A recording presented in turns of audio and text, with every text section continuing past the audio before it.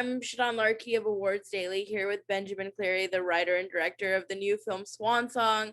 The film is out today on Apple TV Plus, Friday, December 17th. Benjamin, thank you so much for joining me and talking to me about this incredible film that you made. Thanks so much for having me, Shadan. Great to meet you and appreciate it. Nice to meet you as well. I typically don't ask this question, but I have to sort of start with how the idea for Swan Song even came to you, because it's such an original idea and so emotional. So was there sort of a nugget from your personal life that transformed into this? How did this come to be to fruition? Yeah, it did come from a personal place. I lost three friends tragically when I was 19, 20, and 21 over 3 summers in a row, and sort of witness what that was like to all the people that are left behind. And I think the combined emotional impact of that on me over a few years, I think it's particularly difficult for people when there's no goodbye.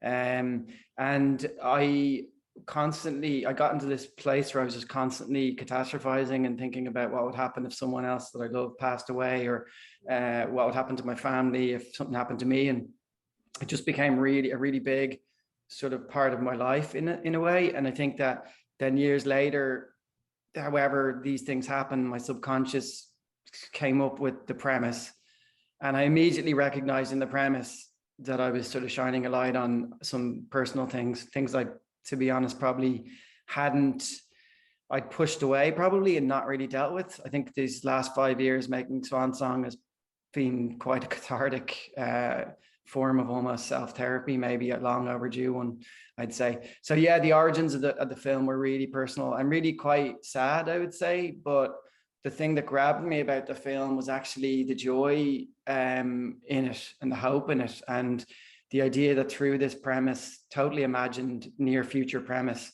that I could explore something very personal, but also actually explore the full breadth of a life, a meditation on memory and relationships and the love story at the heart of it. That's what grabbed me once I'd come up with the idea, I think, and made me think I really want to try and make this film, as hard as it might be to make.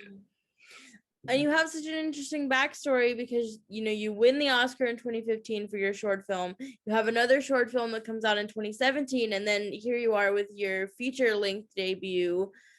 Sort of how did that 5 years of process come to be? And then, what was it like for you to sort of make that leap to the feature length? Was that, what you imagined it to be, more difficult? Was it sort of a natural progression?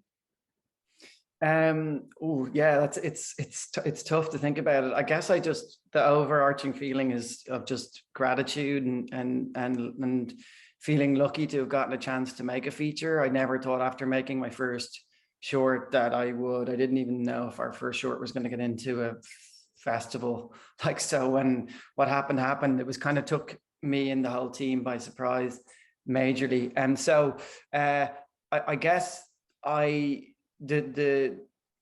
it's funny because it's been a long process, and you have to take it sort of day by day. You can't suddenly just turn up on set with 200 people there and some of the best actors in the world, and it's sudden. You're kind of doing it in these mini increments, and that probably helps to keep it, not become overwhelming. So I think that I just felt really lucky to get a chance to pitch a feature script, to get to write it, to have a team that were going to back me for 5 years as I did draft after draft after draft, and to back me all the way to managing to get that script to like Mahershala Ali, like one of my favorite actors on the planet, and to end up with literally my dream cast. Like it was, I don't know, that was, I'm digressing maybe a bit, but I suppose it's short films are an amazing place to learn your craft. The pressure is far less in many ways, but it's you're learning a lot of stuff about the economy of storytelling, how to get into a scene late, get out early, just how to push things into subtext where you can, be spare, all those things. So you take a lot of that learning into making a feature, but it was a totally unexpected journey for me, to be honest. You sort of mentioned the iterations of the script, and that's something I believe it was your editor, Nathan Nugent, told me in our interview, was that you guys had a lot of different iterations of the story, but those last 15 minutes or so sort of stayed the same. So you knew where you wanted to end, and it was just about how to get there. Can you tell me about that a little bit, about the different ideas that you were balancing and sort of how you ultimately came to the ending? Yeah, that's totally true. I pretty much had that ending, the basics of it almost 10 years ago, I suppose, about it being about goodbyes and things. Well, no spoilers, I guess. But so once I started writing the script, and this is how I work with my process, is I'll always pretty much have the end, and then I'll work my way, I'll work out how to get there, but I'll know where I'm going to. And other writers do it differently in beautiful ways. I've heard where they just start writing and go with it organically like that, and that's really impressive, because I couldn't do that for whatever reason. So yeah, the end was always really, really tight. I think that when you're dealing with things like memory, the way we do in the movie, right, and the idea being that I really wanted the memories to feel very different to the present day, right? Present day, we're very considered, it's slower moves, locked in, symmetrical frames, things like that. And I wanted the memories to feel very different. It's handheld. Masanobu, our wonderful DP, was sort of right there with the characters, and hopefully feels a lot more free flowing and subjective. And when you have that type of footage, especially because we did a lot of it, those little snippets in improv, in a way, you've got you can tell that story in so many different ways. You can decide when to bring in a memory, when you might not have in the script. Sometimes in the script it's written in a certain way, and you change it. And I always knew that when I wrote out the screenplay, that I was going to be doing improv on the day and finding bits that weren't in the script. And that probably would have really scared producers to read the amount of stuff, right, that I was planning on doing. But they were wonderful. They just supported that. The actors were wonderful. They supported it. But when you come to an edit, then you have a lot more choices you can make. And it also comes with telling a somewhat nonlinear story. How you cut it. The options are wider there. And sometimes when you get to the edit, tonally, things are a little bit different than what you thought. So you maneuver and you make sure that you try and find the essence of the script in the final edit. But really, it's your third time writing the movie, right? You write it, then you shoot it, and that's writing it again, and then you with all your collaborators, and then you write it for the third time in the edit, I guess. So in the film, it's set in the near future, which sort of opens up the possibility of Mahershala having a clone. How else did this sort of setting allow you to sort of play with the story? So how else did this setting help us play with the story? So I think that well, it deals with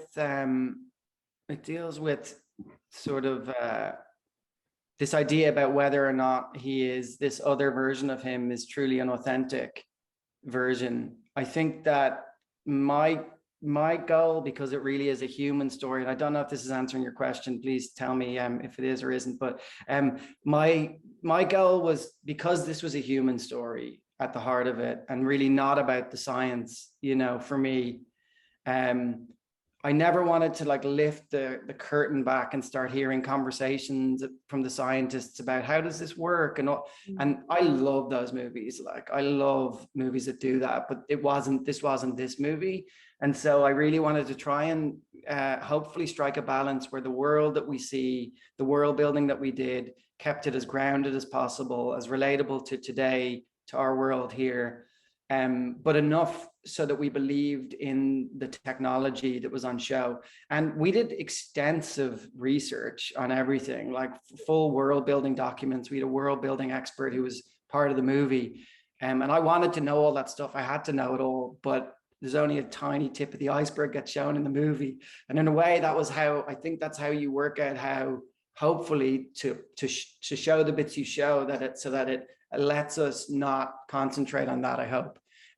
So yeah, I hope that's... Yeah, I think that's what was so unique for me about the movie, is I kept thinking that it was going to go into those super sci-fi elements, and it didn't, and it stayed with the emotion and with the performances. So that's kind of my next question of, the movie is sort of very pared down in surprising ways and sort of intimate. And so what was your approach to that, sort of, keep with these close-ups and these like, and when you have an actor like Mahershala who is so expressive and can do so much with so little? Talk to me about that side of things. Yeah, that's it really, isn't it? It was just from minute one when I met Mahershala, which is just one of the most wonderful moments in the entire process of making the film. I knew I was sitting across from a really great collaborator who was talking about the film in wonderful ways. We were talking about our connections to it and things like that. We never, in those early conversations, until we had to, we never really were talking about the science in it. And I think that was testament to the fact that we both deeply connected to the human story at the heart of this movie. And it was like that with most of all of the cast, really. We were all talking about our emotional connection to this story. And when we had to, we would talk about the technicals. Like there were times where we'd have to speak, myself and Glenn and Mahershala when we were in the lab, and Adam, the wonderful Adam Beach, we'd have to speak about like what are the technicals of this, because there are important things to know. But really we focused all on the human things, and it's wonderful to hear you say that as well about Mahershala's performance, because it was so beautiful seeing what he was doing with both characters, and that nuance and the subtlety with which he was finding those differences in the inner world of the two characters was incredible. And then the work that he and the incredible Naomie Harris did together, and that chemistry that they had was just on a day-to-day basis. It was surprising me what they were doing in beautiful ways, and just totally surpassing my imagination. You write things, you write words, and you think it's pretty good, and then you see two masters like that just pushing each other in beautiful ways. And the performance it blows your imagination completely aside, and you've got something just that you never could have dreamt up. So I think I might have digressed from what you were asking there, but no, I love your answers. Please digress as much as you like. You did start this interview, and I appreciate it so much, so candidly talking about sort of your emotion with this story. And I'm just so curious if through this process, were you able to, did it answer any questions for you, teach you anything? Sort of, where are you now with sort of processing these emotions on the other side of this film? That's a beautiful question. No one's asked me that, actually. And it's been really cathartic. It's been really cathartic. I suppose I was, there's elements in the film that were questions to myself, I think, and explorations of my own dealing with things like that, I guess. In some of the things that Cameron is going through, I think he starts out examining this other person, but it kind of becomes a bit of a self-examination, and that was a little bit like the whole process for me. Like I broke down on set one day when we were rehearsing. Mahershala started speaking the words, even in rehearsal. It's so powerful. And I just started weeping, and I couldn't stop, and I had to go out to the courtyard, and Mahershala turned up a couple of minutes later with some Kleenex, and Glenn came out and everything. And they knew this was coming from somewhere that was, personal for me. And I don't think I'd cried like that for a long time, So yeah, it's just, it's been cathartic. Yeah, thank you again so much for just being so open and honest with your answers. That means so much to me. As I let you go, is there anything that I haven't asked you about that you would like our audience to know about the film, about what you might be working on? Just I don't know. I'm working on two features at the moment, and a series. I guess that's what I'm developing. And about the film, I think we didn't speak about Awkwafina, I don't think. I thought she was just also wonderful in the movie. The whole cast, Dax Ray, are wonderful. Corey, the son, I thought he was incredible. Natasha Attendi as well, Andre, all of our cast. I feel like the luckiest person in the world for my first feature, for any feature, to have gotten to work with a cast like this. Thank you so much for your time and for your honesty. I mean, to be honest, on a personal level, I lost my father when I was really young. So there was something about this movie that really connected with me. And I watched it with my mom. I didn't know what it was about. And I was like, you like Mahershala? Mahershala's in this movie. And we were both just completely, it touched us so deeply with what we went through. So I cannot tell you how much I loved it. And I'll be singing about it from every rooftop I can find. So thank you so Oh my much. God, I will say, like, from showing the film to people over the past couple of weeks and doing Q&As with Mahershala and one with Glenn and Naomie, but with afterwards, what's really blown us away is we'll stay around for some of the, to chat to the audience and things like that, which has been beautiful. And people are coming up, and thank you for sharing what you just shared there. And people are doing that, and it's quite amazing. Like, people are coming up and like they're crying as they speak, but what's been amazing is they've been talking about the joy as well of the people they lost, and that like hits you deep, because it's sort of, it feels like some of that stuff you put in, I'm trying not to cry here, but like some of that stuff you put in, you hope by osmosis it gets into the movie, and then your wonderful actors and your whole team just all go for it, and there's this vibe on set that's just incredible, and there's magic in the air, and you hope that all finds its way into the movie, and then someone watches it and you just hope that it sort of it does that. And so that's been truly the best thing in the last few weeks, as people have started to see it, and that's really blown me away. So thank you for that, and thank you for this interview. Yeah, It's been thank you. Again, I wish you the best of luck.